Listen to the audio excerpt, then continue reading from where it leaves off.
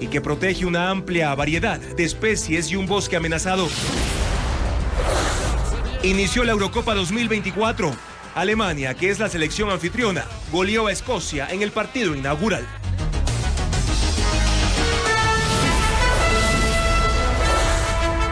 Televistazo estelar con Juan Carlos Aisprúa.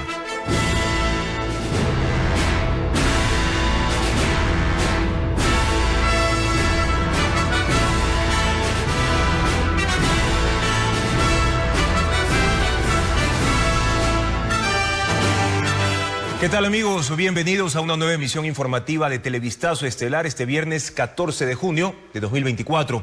La Asamblea negó la autorización para el enjuiciamiento a la vicepresidenta de la República, Verónica Abad. El correísmo y el Partido Social Cristiano volvieron a unirse para impedir que ese proceso continúe. La sesión fue virtual, como lo informa Patricio Díaz. El correísmo y el Partido Social Cristiano retomaron sus coincidencias. Los votos de las dos bancadas y algunos independientes negaron el pedido de la Corte Nacional para que se autorice el enjuiciamiento de la vicepresidenta Verónica Abad.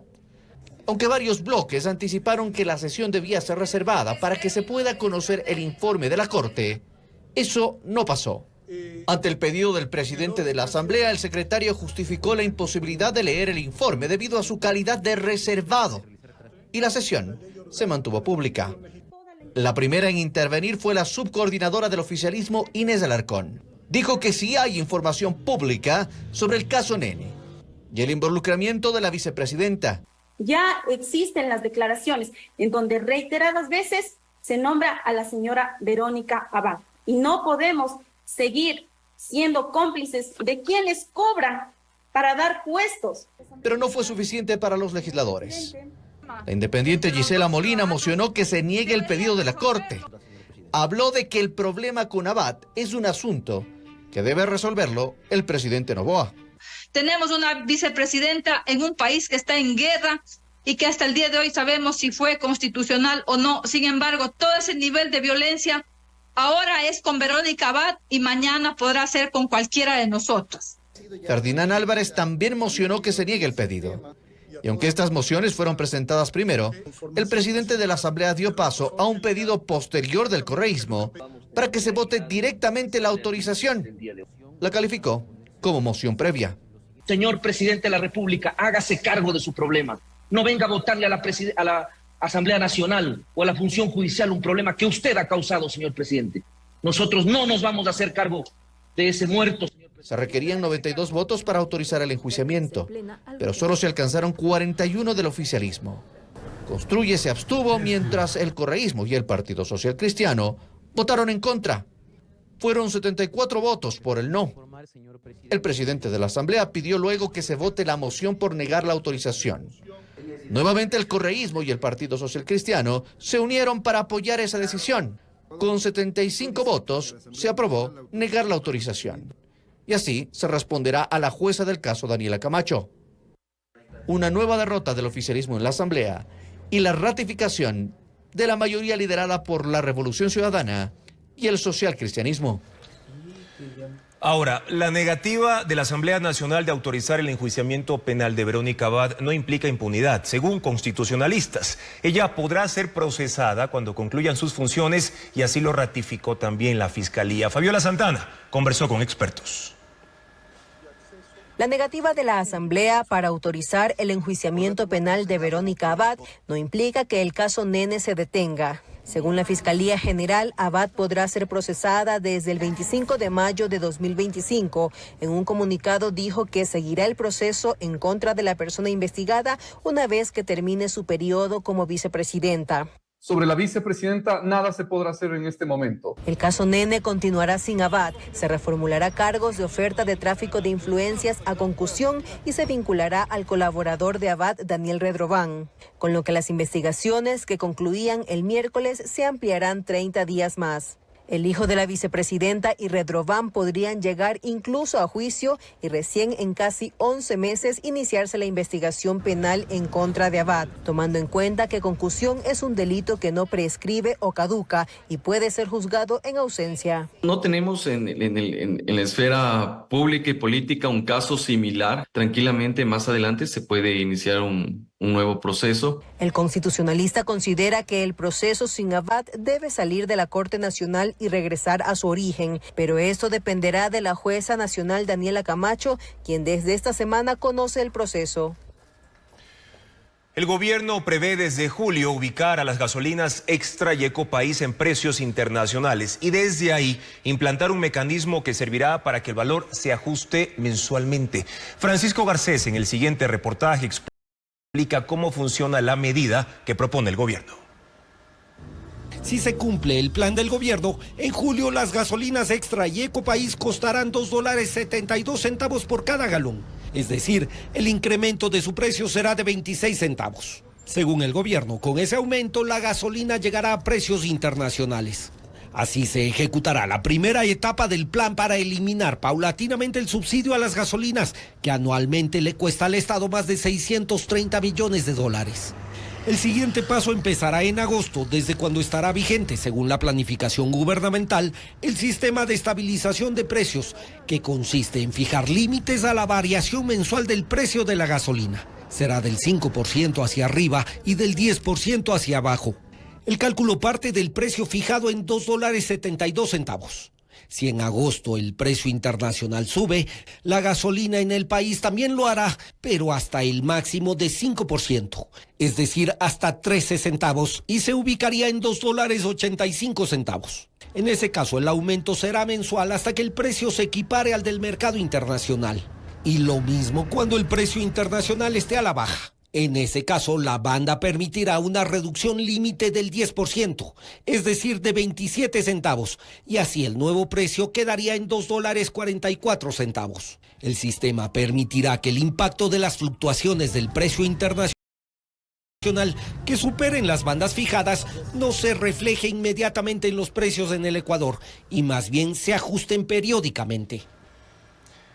Anoche la Asamblea Nacional ratificó que el Consejo Directivo de la Seguridad Social debe quedarse con 3 vocales. Ocurre luego de que el presidente de la República, Daniel Noboa, vetó de forma parcial el proyecto de reformas a la Ley de Seguridad Social y del Banco del IES. Carla Delgado explica cómo se hará esta designación. El Consejo Directivo del Instituto Ecuatoriano de Seguridad Social se mantendrá con 3 vocales. Así lo decidió anoche la Asamblea Nacional. El presidente Daniel Noboa había observado el proyecto que proponía que el Consejo Directivo del IES tenga a 5 miembros. Lo tachó de inconstitucional y la Corte Constitucional le dio la razón, por lo que volvió al Legislativo. Tras esta decisión, ahora el Consejo Nacional Electoral estará a cargo de los procesos de elección de los vocales de afiliados y empleadores. El proceso se hará por votación directa y tendrá un registro electoral proporcionado por el IES. En la lista constarán todos los afiliados activos, jubilados, afiliados voluntarios, afiliados del exterior, afiliados al Seguro Social, campesino y trabajadoras no remuneradas del hogar. El voto será voluntario. La Seguridad Social tiene más de 4 millones de afiliados. El costo del proceso estará a cargo del organismo electoral y se gestionará con recursos del Ministerio de Finanzas. Hasta ahora los representantes de asegurados eran designados por las centrales sindicales legalmente reconocidas: la Confederación Nacional de Servidores Públicos, la Unión Nacional de Educadores y Confederación de Jubilados. El ministro de Salud Pública, Franklin Encalada, dejó su cargo este viernes luego de 6 meses de gestión. Dijo que renuncia de manera voluntaria. Encalada fue cuestionado por varias situaciones, como por ejemplo el desabastecimiento de medicamentos en la red de salud estatal. El ministro de Salud, Franklin Encalada, renunció este viernes. En una carta dirigida al presidente Daniel Noboa, aseguró que después de una reflexión cuidadosa, he llegado a la conclusión de que es el momento adecuado para seguir adelante y explorar nuevas oportunidades. El ministro estuvo solo 6 meses en el cargo. Una de sus últimas actividades públicas fue una visita a un hospital en Azogues. Además, firmó un convenio con el Ministerio del Interior para el resguardo permanente policial en 33 unidades de salud. tras una balacera ocurrida en la puerta de emergencia del Hospital Pablo Arturo Suárez de Quito esta semana. Durante su tiempo en el cargo, el ministro dio escasas declaraciones a la prensa. Encalada ha sido cuestionado por asociaciones de pacientes y por médicos que en más de una ocasión denunciaron falta de medicamentos e insumos en los hospitales. Pero en su administración incluso habló de que los hospitales estaban abastecidos. Los familiares de pacientes lo desmienten.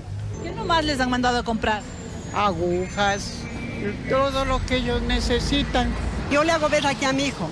Toca comprar, mi hijo toma la carbamazepina y toca comprar.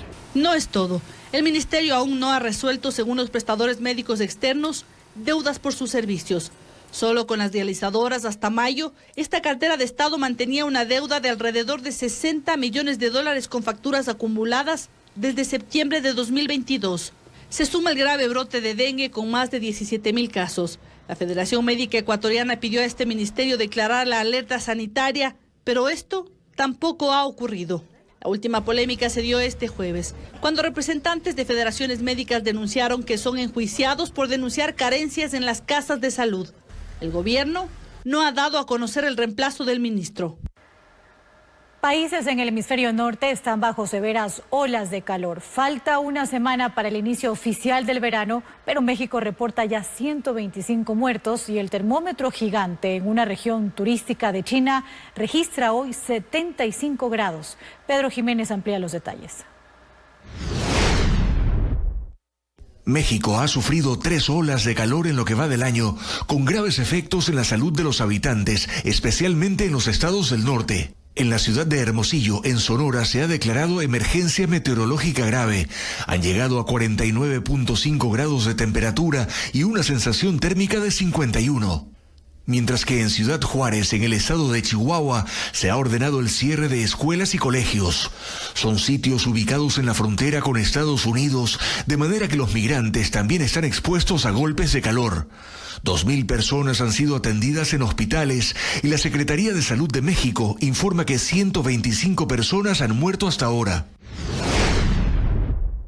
Al otro lado del borde, mientras tanto, en el oeste y buena parte del sur de Estados Unidos, más de 30 millones de personas están en alerta por calor extremo este fin de semana. El Valle Central de California, Las Vegas en Nevada, Phoenix y Tucson en Arizona por un clima que hasta el año pasado se presentaba en julio y en agosto. Los sitios más visitados como la Acrópolis en Atenas cerraron al público en horas centrales del día y las playas se llenan de bañistas para enfrentar la que además es la época de mayor sequía. Y una de las zonas más calientes del planeta está en los alrededores de Turpan, en el noroeste de China. Ahí destacan formaciones naturales conocidas como las montañas flameantes. Es un sitio turístico y muchos van con la piel cubierta ante la intensidad del sol. En 2016 hubo un día récord con 63 grados, pero esta semana el termómetro gigante de 12 metros de altura registra 75 grados y la alerta por calor excesivo se mantiene para el resto de la temporada. Siguen los combates de Estados Unidos contra fuerzas rebeldes hutíes de Yemen apoyadas por Irán. La crisis en esa región de Medio Oriente se extiende a la par que la guerra de Israel contra el grupo Hamas en la Franja de Gaza. Ambos conflictos han llevado a la Marina estadounidense a involucrarse en las batallas navales más intensas desde la Segunda Guerra Mundial. Son las batallas en la región del Mar Rojo contra las fuerzas rebeldes hutíes de Yemen, una organización islamista pro-palestina. Los ataques de los hutíes están dirigidos contra barcos militares, mercantes y petroleros que tienen algún tipo de vinculación con Israel en un intento por que se detenga la guerra en la Franja de Gaza. Más de 50 buques han sido atacados en la región, afectando el tráfico marítimo en la importante ruta comercial hacia el Canal de Suez. La misión estadounidense es mantener abiertas las vías navegables internacionales y su preparación de décadas para eventuales conflictos navales contra potencias enemigas ha terminado ahora en enfrentamientos contra un grupo armado rebelde respaldado por Irán. El contraalmirante Mark Míguez, comandante de la Armada, dice: estamos bastante seguros de que Irán no solo brinda apoyo financiero, sino también apoyo en inteligencia y que proporcionan armas, pues los hutíes tienen drones artillados, misiles de crucero antibuques y misiles balísticos. Equipo militar con el que sostienen enfrentamientos que llevan ya 7 meses.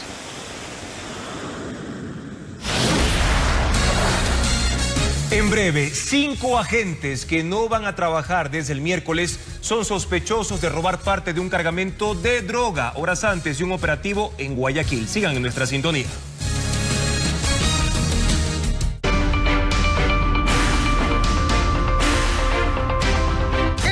Esta vez papá elige su regalo y disfruta hasta 30% off en miles de productos.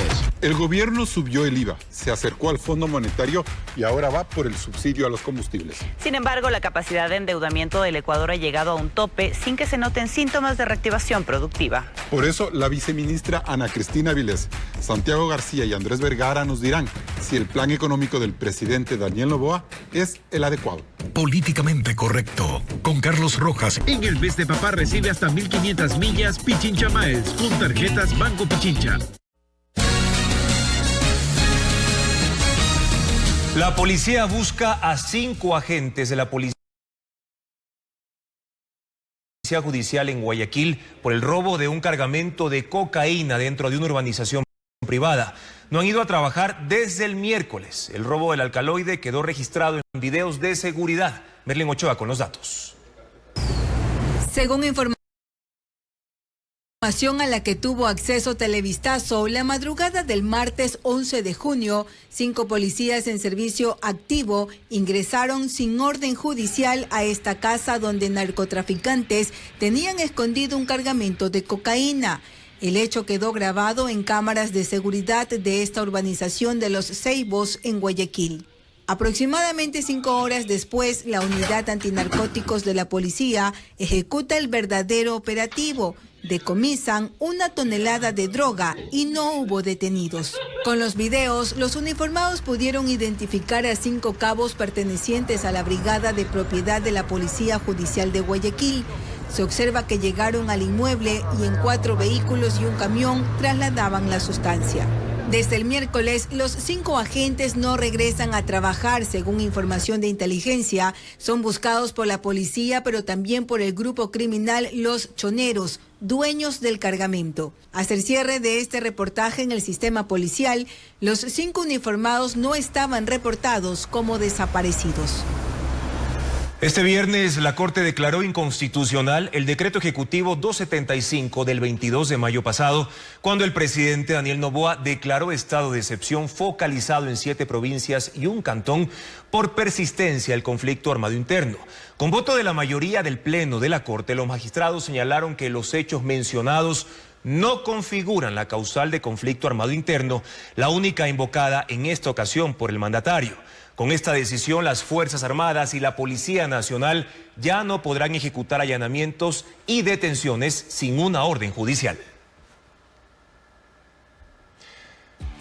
Arrancó la Eurocopa 2024 con Alemania como país anfitrión. Así es, y hoy fue el partido inaugural entre ese país y Escocia. Teo, cuéntanos cuál fue el resultado.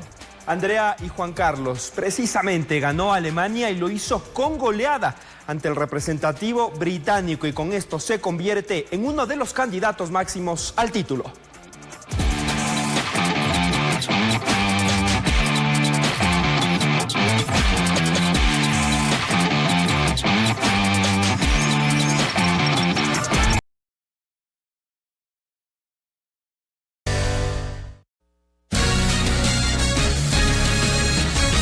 Finalmente, el Servicio de Medicina Legal entregó a 3 familias los cuerpos de sus seres queridos, pero en avanzado estado de descomposición porque estaban en los contenedores dañados. La Comisión Permanente de Derechos Humanos advierte del incumplimiento de protocolos. María Belén Goncalves con el reporte. La historia de Margarita Pardo es dura de contar. Después de 2 meses y medio tuvo que reconocer el cuerpo de su hijo de 18 años. En estado de putrefacción. El joven fue asesinado en Guayaquil en abril y desde esa fecha permanecía en uno de los contenedores averiados del Servicio de Medicina Legal. Y así me lo dejaron ver así, como está hecho hueso y podrido. Estaban puros gusanos. No me merecía estar así en esa condición su cuerpecito. Casos como el de Margarita se acumulan en los exteriores de la morgue de Guayaquil. Algunos llevan meses reclamando la entrega de los cadáveres. ¿Cuánto tiempo usted ha tenido que esperar para que le den el cadáver de su hijo? Ya estoy desde el 20 hasta esta fecha que estamos. Yo lo que quiero es que me entreguen a mí para darle cristiana sepultura. El manual para protocolo del manejo de cadáveres de la morgue, en su página 74, detalla que se debe dar un trato digno, tanto de los cadáveres como de sus deudos o familiares. Lo que no se ha cumplido, según el testimonio de Pardo y Fariño, a quienes recién le entregaron los restos de sus seres queridos, después de 3 meses. El único comunicado del Servicio Nacional de Medicina Legal sobre el tema es el que publicó el martes. Pero según Billy Navarrete, miembro permanente del Comité de Derechos Humanos en Ecuador, no solo se incumplió el protocolo, sino también los derechos de las víctimas y de sus familiares. Exponerse a la identificación de cuerpos descompuestos es tortura. Y esa tal vez sería la, digamos, violación más perturbadora que estas familias están padeciendo. Televistazo solicitó nuevamente una entrevista al Sistema Nacional de Medicina Legal para conocer qué acciones se han dispuesto para resolver este problema sanitario y qué medidas se van a tomar para que otras familias no tengan que pasar por una experiencia tan dolorosa como la de Margarita. Las Fuerzas Armadas regularon la difusión de la información sobre las operaciones contra el terrorismo. Los datos de los resultados serán difundidos solo por los canales institucionales. Paul Romero explica de qué se trata esta resolución. La difusión de la información sobre las operaciones y resultados del combate contra los grupos considerados terroristas fue regulada por las Fuerzas Armadas. El jefe del Comando Conjunto, Jaime Vela, remitió un oficio a los comandantes del Ejército, Marina y Fuerza Aérea para el cumplimiento de las nuevas disposiciones, sin vacilaciones ni protagonismos, según el documento de 4 páginas. Vela señala que la información del mensaje oficial debe ser eficaz, que influya de manera positiva en la percepción de la ciudadanía sobre el personal militar en las distintas operaciones. Pidió a los subalternos que utilicen todas sus capacidades y medios con imágenes de impacto que fortalezcan a las Fuerzas Armadas como institución cohesionada. Para este propósito creó un chat de comunicación para que sin excepción ni excusa, según el documento, se difunda la información interna. Los militares ya no podrán compartir de forma individual o exclusiva la información de las operaciones fuera de la estructura comunicacional de las Fuerzas Armadas. En algunos casos se designarán voceros oficiales de la parte estratégica y operativa, quienes serán los encargados de dar declaraciones a la prensa. Lo que no podemos decir es esto se publica y esto no. Porque si es que algo no quieren que se publique, tienen que salir a explicar qué está pasando. No que no se publique, sino tener una versión de lo que está pasando. Además, ordenó hacer campañas comunicacionales para que el personal militar y civil de las Fuerzas Armadas siga las cuentas de redes sociales. Para ver el resultado, pidió un reporte diario con la métrica del aumento de seguidores. El Ministerio de Defensa, desde que asumió el cargo Giancarlo Lofredo, bajo la excusa de información reservada, ha bloqueado la información de esta cartera de Estado. Donald Trump regresó al Capitolio por primera vez desde el asalto que protagonizaron sus seguidores contra el edificio legislativo en enero de 2021. El candidato a la presidencia fue recibido con aplausos por diputados y senadores del Partido Republicano que respaldan sus aspiraciones de regresar al poder. Por 2 horas, Trump habló de temas clave como la migración, las relaciones con Rusia y los recortes fiscales y dejó claro que trabajará con firmeza para cumplir con su lema Make America Great Again. El primer periodista estadounidense arrestado en Rusia por cargos de espionaje ha sido acusado formalmente e irá a juicio. Evan Gershkovich trabaja para el Wall Street Journal, fue detenido en marzo del año pasado y los fiscales lo acusan de seguir instrucciones de la agencia de inteligencia CIA para recopilar información secreta sobre una fábrica de tanques en la ciudad de Ekaterimburgo. El juicio se desarrollará en esa misma localidad a 1.600 kilómetros de Moscú. De ser hallado culpable, Gershkovich podría quedar en la cárcel por 20 años. El diario y el gobierno estadounidense niegan los cargos y aseguran que es un acto de difamación repugnante contra la prensa libre. El Papa Francisco se unió a los líderes mundiales que participan en la cumbre del G7 en el sur de Italia. Fue invitado por la primera ministra Giorgia Meloni para participar en la sesión sobre armas. Francisco dijo que la inteligencia artificial es una herramienta, pero que muchas veces los humanos hacen mal uso de ellas. Y advirtió: ninguna máquina debería elegir jamás poner fin a la vida de un ser humano. Y también el Papa Francisco se reunió con más de un centenar de comediantes en el Vaticano, en un encuentro donde resaltó la importancia de la risa.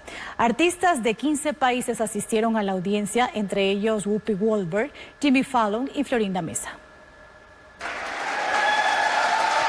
Más de 100 destacados comediantes se concentraron este viernes en un sitio inusual, el Vaticano. El Papa se reunió con ellos en un evento oficial donde las risas no faltaron. Francisco incluso hizo muecas para demostrar su sentido del humor durante un discurso enfocado en la importancia de hacer reír a las personas. Unen a la gente porque la risa es contagiosa, dijo a la audiencia, resaltando la relevancia de su labor. Y agregó: en medio de tantas noticias sombrías, de tantas emergencias sociales e incluso personales, ustedes tienen el poder de difundir paz y sonrisas. El evento, Whoopi Goldberg, Jimmy Fallon y Chris Rock estaban entre los artistas de 15 países que se reunieron con el Papa. La mexicana Florinda Mesa, conocida como Doña Florinda, también estaba entre los invitados. Hay que tener una mente muy aguda, hay que ser muy inteligente para considerar la comedia como él la considera. Mientras que la argentina Malena Winsburg le hizo una petición especial. Le pedí un mensaje para la Argentina y me dijo que defendamos la nobleza del país. Todos estrecharon la mano del pontífice, intercambiando frases y chistes brevemente, en un encuentro que la mayoría calificó como extraordinario y alegre. El segmento. La agenda de entretenimiento Movistar.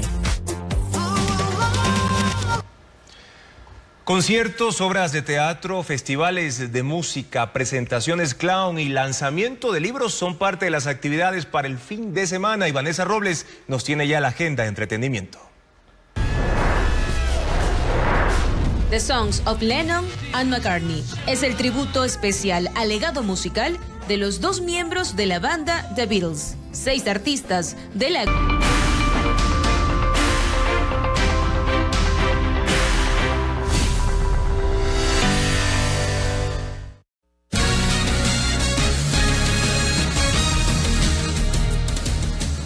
Y precisamente los ecuatorianos ya pueden realizar varios trámites relacionados a las visas de trabajo en los Estados Unidos. Además, una feria virtual va a continuar hasta este domingo. Se trata de un evento laboral al que pueden acceder más de 1000 personas que necesiten vacantes. Veamos el siguiente informe. Son 60.000 visas tipo H-2B las que el Departamento de Estado de Estados Unidos oferta para este año. Estas permiten a empleadores norteamericanos contratar extranjeros para cargos temporales en áreas no relacionadas a la agricultura. Se incluyen plazas para construcción, hotelería, entre otras. 20.000 de esos documentos están reservados para 7 países latinoamericanos, entre los cuales está Ecuador. Las postulaciones ya están abiertas y se podrán realizar hasta el 16 de septiembre. El Servicio de Inmigración y Ciudadanía informó que para aplicar, primero la Agencia de Empleos de Estados Unidos debe solicitar y recibir la certificación de empleo temporal para los trabajadores H-2B. Luego el empleador tiene que presentar el formulario I-129 con el que pide al gobierno que la persona que va a contratar obtenga el estatus de trabajador no inmigrante. Y una vez que eso se apruebe, el escogido procede a solicitar la visa. Hasta el domingo 15 de junio se lleva a cabo la Feria Laboral Virtual en la que se ofertan 1.124 vacantes en 29 empresas y se espera la participación de 90.000 personas. Hay plazas disponibles en áreas como finanzas, salud, comercio, entre otras. La feria se realiza en una plataforma digital e interactiva a la que se ingresa mediante el portal web ferialaboral360.com. Costa Rica y Estados Unidos ampliaron su programa de movilidad segura para migrantes y ahora incluye a los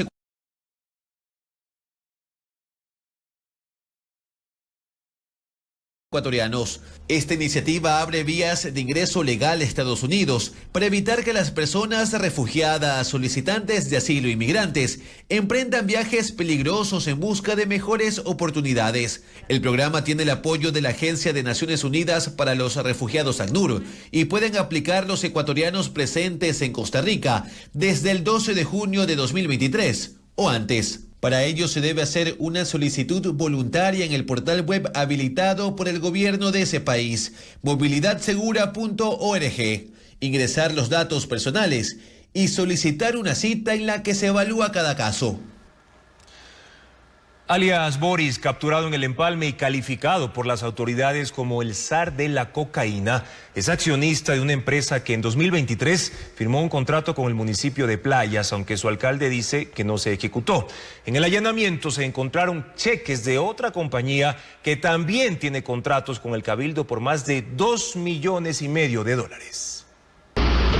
En un carro Cobra y con custodia militar fue trasladado a la cárcel de Los Ríos Boris Alexis Párraga Figueroa, alias Boris, objetivo de alto valor militar, uno de los cabecillas de los choneros y catalogado como el zar de la cocaína en el empalme Guayas. Fue capturado este martes junto a 2 policías en servicio activo en una narcofiesta. En la superintendencia de compañías aparece Boris Alexis Párraga Figueroa como accionista mayoritario y gerente general de la empresa Construyendo Playas, que se dedica a la construcción. Fue constituida el 12 de abril de 2023. 5 meses después, en septiembre, la empresa firma un contrato con el municipio de Villamil Playas para la adquisición de insumos desechables, entrega de plásticos, por el monto de $6,944. Las firmas son electrónicas del alcalde y de Sandro Holguín Cedeño, presidente de la empresa. Gabriel Valladares, alcalde de General Villamil Playas, dice que nunca se pagó dicho contrato. Porque una vez que yo declaro ganador, tengo que firmar. Y posterior, en el momento de adjudicar, yo pido la documentación, reviso el proceso. Y al ver inconsistencia, tuve que declararlo disuelto el contrato. 4 accionistas de la empresa Construyendo Playas de alias Boris también trabajaron en el municipio de Playas en el 2023. Una vez de las investigaciones que yo pude constatar de dicha compañía que obraban ellos dentro de una nómina, tuvieron que ser separados. Entre estos 4 ex trabajadores está el socio de alias Boris en Construyendo Playas, Sandro Holguín Cedeño, que estuvo un mes en la nómina municipal. Además, es accionista y presidente ejecutivo de Rediec. El nombre de la empresa está en los 6 cheques que se encontraron en la narcofiesta por un monto de $240,000.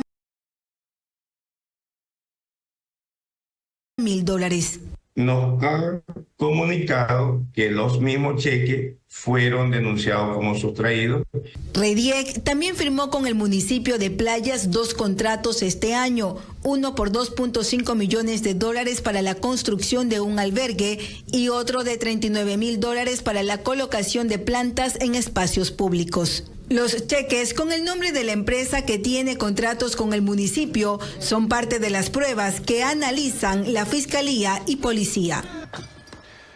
Un adolescente de 14 años fue sentenciado a 8 años de internamiento tras el asesinato del conductor en un bus de la línea 45 sucedido la noche del 15 de abril en el suburbio de Guayaquil. El crimen quedó grabado en videos de cámaras de seguridad del vehículo en el que fue evidenciado su participación. El menor de edad cumplirá su condena en el Centro de Adolescentes Infractores. Anoche, durante una hora, se suspendieron las presentaciones artísticas por los 200 años de cantonización de Machala en El Oro, tras una alerta de bomba. Y es que debajo de una butaca a 5 metros del escenario, la policía halló un taco de dinamita.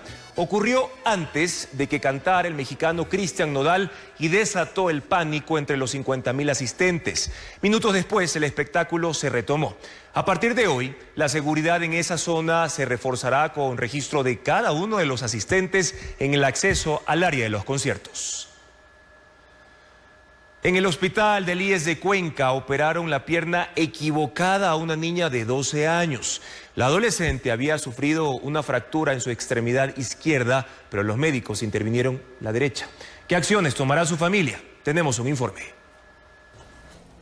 Lo que debía ser una operación para sanar la fractura de tibia de una niña en el Hospital de Especialidades José Carrasco Arteaga del IES en Cuenca se convirtió en una pesadilla.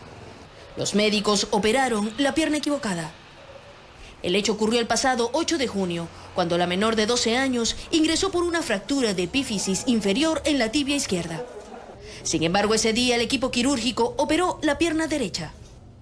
24 horas después, tuvieron que ingresarla nuevamente a quirófano para intervenir la extremidad originalmente afectada. Hemos pedido un informe al Departamento de Talento Humano que nos digan cuáles fueron las personas que estuvieron en ese día de turno en el hospital. Hemos pedido de oficio que actúe auditoría médica.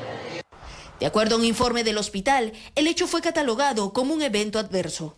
Y en este se reconoce la falta de verificación de extremidad previo al ingreso del paciente al quirófano.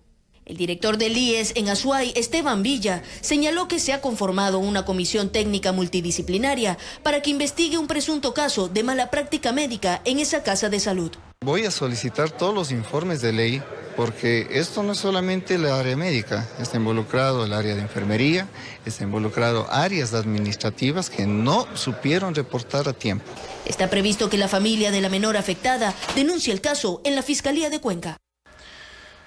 La Revolución Ciudadana y el Partido Social Cristiano no dieron paso al enjuiciamiento penal contra la vicepresidenta de la República. Hoy, el Pleno de la Asamblea Nacional sesionó para resolver el pedido de la Corte Nacional para procesar a Verónica Abad por el delito de concusión. Se requerían 92 votos para autorizar el juicio, pero solo se alcanzaron 41 del oficialismo. Construye se abstuvo, mientras que correístas y socialcristianos sumaron 74 votos y negaron el pedido de la jueza del caso Nene, Daniela Camacho. Y pese a que la Asamblea no autorizó el enjuiciamiento de Abad, la Fiscalía aseguró que continuará con el caso Nene. Pero ¿qué viene ahora? Fabiola Santana explica el proceso en el siguiente informe. El caso Nene, por el que se prevé procesar a la vicepresidenta de la República, Verónica Abad, se originó el 4 de marzo.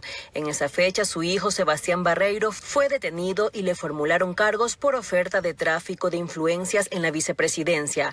Supuestamente exigió pagos por la contratación de Rommel Pérez como coordinador de comunicación en la vicepresidencia. Él fue trasladado a la cárcel La Roca de Guayaquil y en ese entonces Abad ya advertía que la querían sacar del camino. A inicios de mayo, Barreiro consiguió salir de prisión pagando una fianza de $20,000. Sin embargo, el panorama legal no mejoró para la vicepresidenta. Ese lunes, el fiscal del caso se inhibió y pasó el proceso a la Fiscalía General, pues habían indicios que vinculaban a Verónica Abad. La fiscal general pidió a la Corte fecha para procesarla y anunció que reformulará cargos de oferta de tráfico de influencias a concusión.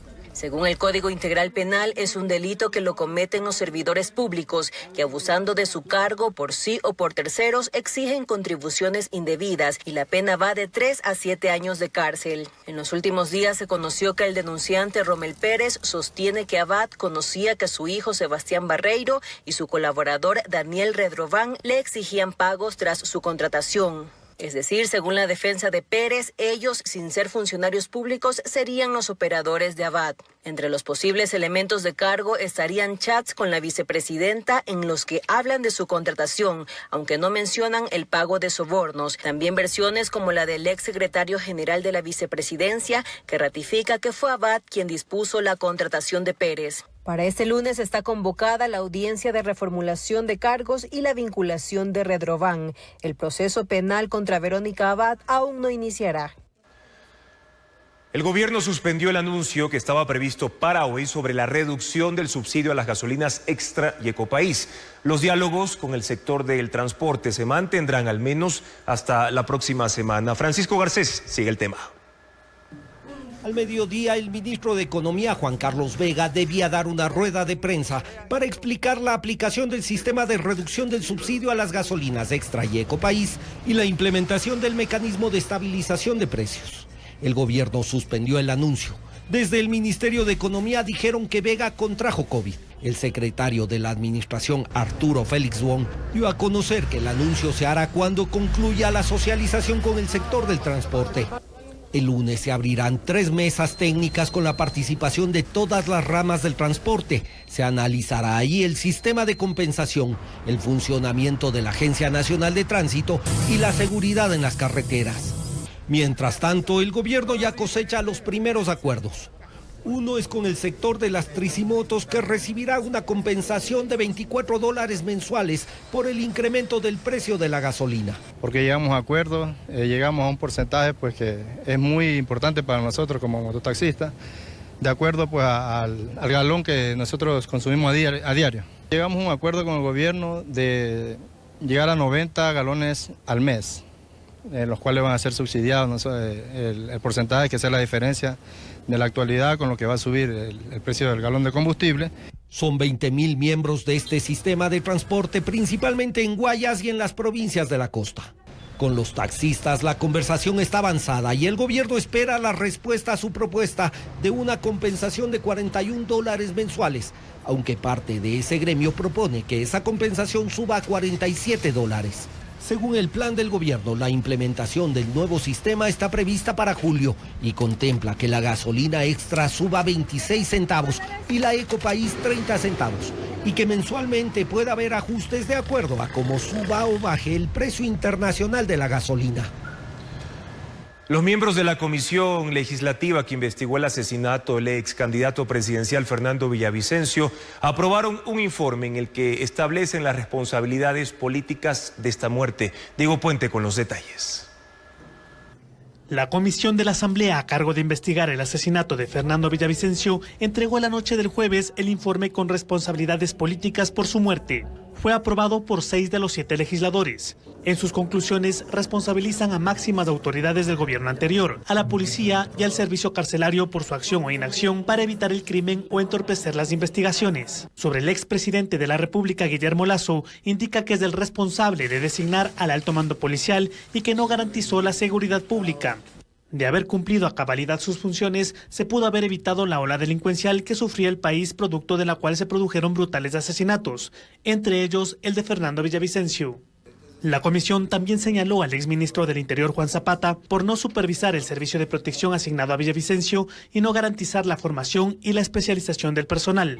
Según el informe, en el análisis de riesgo realizado al ex candidato presidencial, hubo alertas que indicaban un nivel de protección muy alto, pero no contó con el personal mínimo que asegure su vida. Él debía haber tenido de 9 a 13 personas que estén a su lado. No llegó a tener ese número. Él tuvo de 4 a 6 personas. Eso quiere decir que efectivamente hubo una omisión. La comisión también reveló que no se usó el 50% de los $2 millones asignados para la protección de los candidatos. La comisión también determinó omisiones graves del servicio carcelario al incumplir una orden de traslado y no garantizar la seguridad de 6 sospechosos capturados tras el crimen de Villavicencio. Ellos fueron asesinados en la penitenciaría. También resaltó la poca información entregada por la Policía Nacional y el Ministerio del Interior durante la investigación, lo que demostró, según la comisión, una clara intención de evadir responsabilidades por parte de las autoridades. ¿Cuáles son las obras más vendidas de la Feria Internacional del Libro que se desarrolla en Quito? Valeria Navarro hizo un recorrido por los stands para conocer cuáles son los lectores que precisamente buscan estos textos. Febrero de la escritora ecuatoriana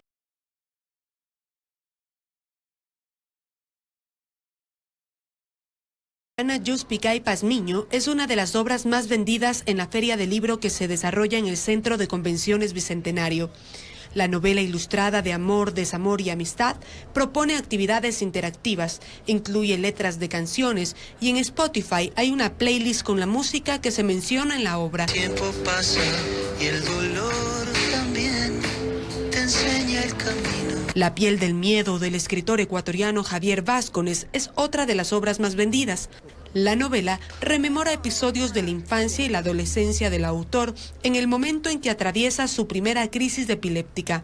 El costo de cada una de estas obras no supera los $15. Pero el hecho de que prefieran escritores ecuatorianos, eso ya es un cambio, es un renombre, porque estamos consumiendo escritores locales, literatura local y en muy buenas ediciones. Entre las obras de autores internacionales favoritos de los asistentes están La Casa de los Espíritus de Isabel Allende, Cuentos macabros del escritor estadounidense Edgar Allan Poe y Lolita de Vladimir Nabokov. Una oferta variada de libros nuevos, de medio uso, antiguos.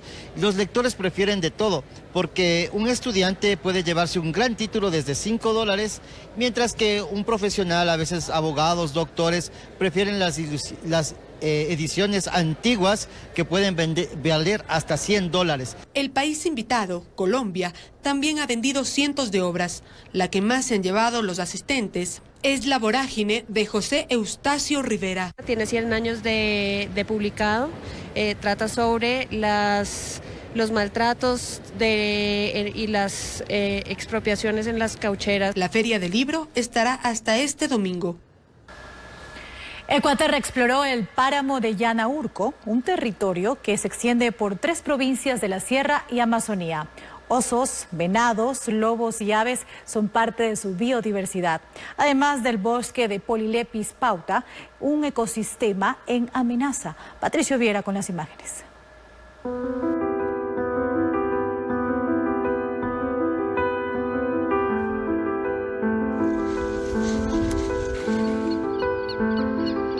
El páramo alto andino cobra vida con los primeros destellos del amanecer. El sol se eleva en el horizonte y transforma el paisaje en un lienzo de ríos y montañas.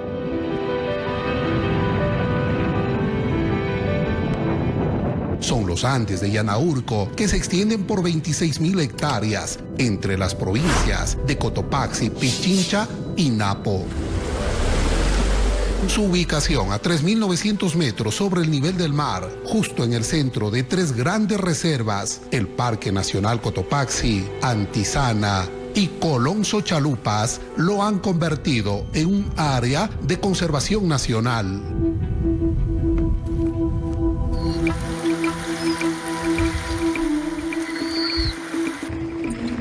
El equipo de Ecuaterra partió en un recorrido de 60 kilómetros desde el Cantón Mejía en Pichincha, pasando por un camino rocoso y complejo que tomó 3 horas sobre ruedas hasta llegar a Archidona en Napo. Allí está el bosque de Polilepis, uno de sus principales atractivos. Son miles de árboles de papel que se extienden por 50 hectáreas y pese a estar situados en la Amazonía, mantienen su paisaje de páramo con una temperatura de 10 grados. En un 14% del bosque se concentran los Polilepis pauta, excepcionales por su capacidad para absorber agua y formar almohadillas de musgo, alrededor de troncos de 80 centímetros de ancho y ramas, creando un laberinto que parece no tener fin. Este ecosistema es crucial para la hidrología de la región, aunque es uno de los más amenazados en América del Sur. Por ello, desde 2021, Acción Andina y la Fundación Aves y Conservación han promovido un proyecto de reforestación que ha sembrado 140.000 Polilepis pauta en el área. Entra la neblina y choca contra estas almohadas de musgo o los pelitos que tienen las hojas de Polilepis. Y a medida que va golpeando la neblina en el musgo, se va condensando, ¿no? Y eso hace que en la época seca de verano o de verano que le conocemos, esta agua entre al suelo y se abastezcan permanentemente las cuencas hídricas que están cerca. Los ríos Yanaurco y Tambo se nutren del riachuelo que brota del corazón de este bosque. donde truchas y renacuajos encuentran su hogar. Entre pantanos y pajonales, su caudal guía por 3 kilómetros hasta el valle del Chictapamba, casi en el centro de Yanaurco.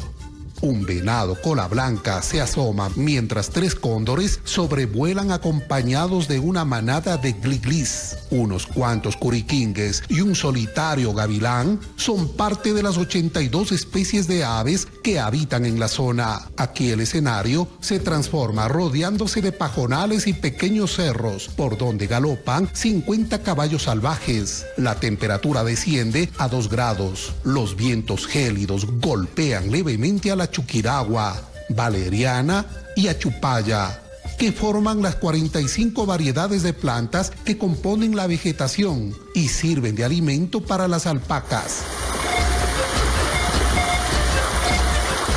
10 chagras que viven en esta área se han unido como guardianes del Yanaurco. Cada uno cabalga vigilante, cubriendo al menos 5 hectáreas diarias. A recorrer para igual proteger el páramo, ver que no haya quemas, que no haya cacerías y proteger la frontera andina y cuidar el agua. Al llegar al corazón de Yanaurco, un lobo andino merodea en el terreno pedregoso y otros venados de cola blanca que se ocultan entre pajonales reflejan la riqueza natural del páramo. Es también la zona donde el río Yanaurco completa su recorrido y donde al caer el sol se puede captar una vista única de los volcanes Quilindaña, Rum